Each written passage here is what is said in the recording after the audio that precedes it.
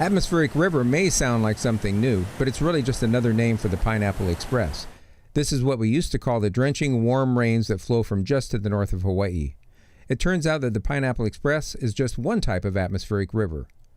Researchers in the 1990s determined that these narrow bands of moisture over the oceans constantly transport huge amounts of water from the tropics to the mid-latitudes where we live.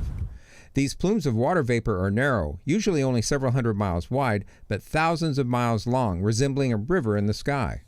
And these rivers are low in the atmosphere, generally less than 2 miles in depth, far below where jetliners fly. Despite being narrow, they carry unbelievable amounts of water.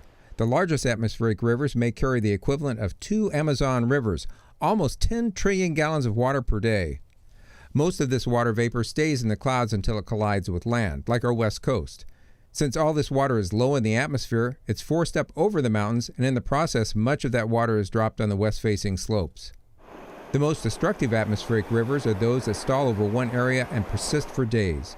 These are the ones that can dump feet of rainfall and cause massive flooding and widespread landslides. However, weaker atmospheric rivers are important to our water supply. 30 to 50% of West Coast rainfall comes from atmospheric rivers.